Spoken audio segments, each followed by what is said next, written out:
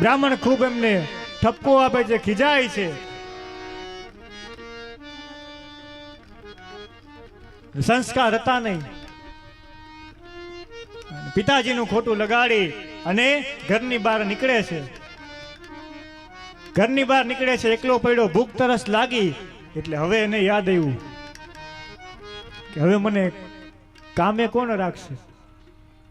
મન તો કઈ આવડતું છે નહીં, વેદ ભણ્યો નથી, પૂજા પાઠ ભણ્યો નથી, અને હવે ઘરે જઈશ તો ઘરે પણ કાંઈ માં કે પિતાજી જમવાનું આપશે નહીં. હવે શું કરવું? એમાં એ દિવસ હતો, એ દિવસ શિવરાત્રીનો દિવસ હતો. એ દિવસે નગરમાંથી શિવ ભક્તો બધા શિવજીની પાલખી લઈ અને શિવજીની પૂજા કરવા માટે જતા હતા. એટલે ગુણનિધિ વિચાર કરે છે કે લાવો આની પાછળ પાછળ ચાલ્યો જાવ. એટલે ગુણનિધિ એમની પાછળ પાછળ ચાલતો ચાલતો જાય છે. શિવ મંદિરે પહોંચે છે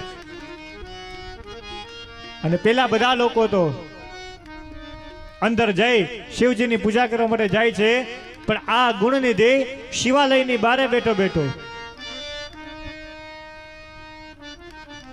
ભૂખ્યો ને તરસો છે. શિવલિંગ ભગવાન શિવની સામું સામું જોયા રાખે છે. પેલા બધા શિવજીની પૂજા કરે છે. મંત્ર ગુણનિધિના કાનમાં પડે છે. શિવ સહસ્ત્ર નામ એના કાને સંભળાય છે. એમાં બરાબર એક તો ભૂખો તરસો છે, ભૂખ લાગી. એમાં શિવજીને નૈવેદ્ય ઓલા બધા ધરે છે. સરસ મજાની સુખડી, મીઠાઈઓ આ બધું ત્યાં ધરે છે. આ જોતા જ ગુણનિધિ વિચાર કરે છે કે આ બધા બેઠા છે, ત્યાં સુધી આ પ્રસાદ હું લઈ નહીં શકું.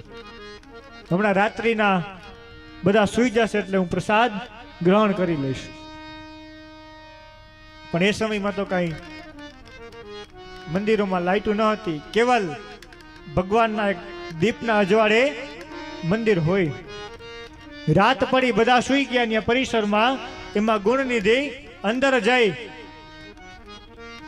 પણ અંદર જયા જેવો જાય ને ત્યાં બરાબર ભગવાનનો જે દીવો હતો એ દીવો રામ થવાની તૈયારી હતી. એટલે પોતે એક વસ્ત્ર પહેર્યું હતું.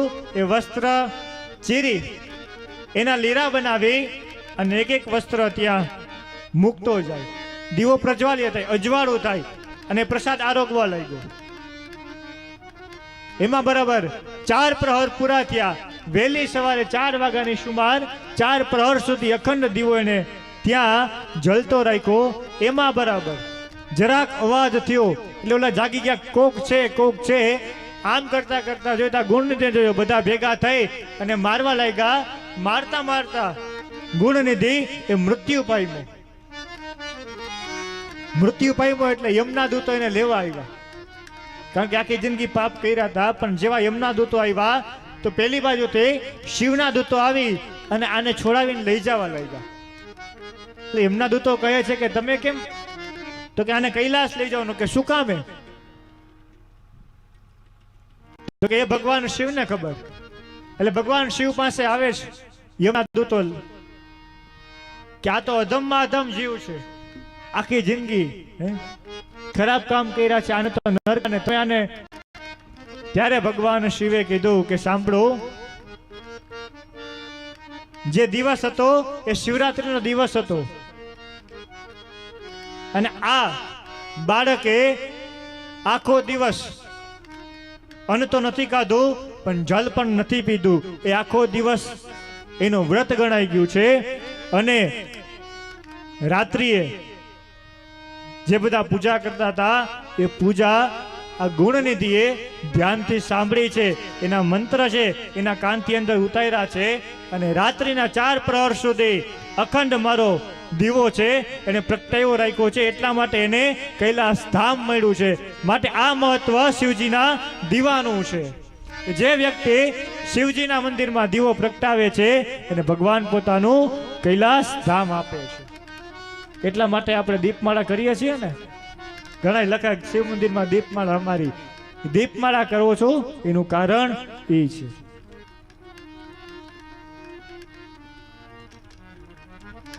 ખાલી એક શિવના મંદિરમાં જો દીવો પ્રજ્વલે રાખીને કૈલાસ મળતું હોય તો જે વ્યક્તિ શિવની પૂજા અખંડ કરે છે એને ભગવાન ભોળોનાથ શું ન આપે, આ તાકાત ભગવાન શિવની છે।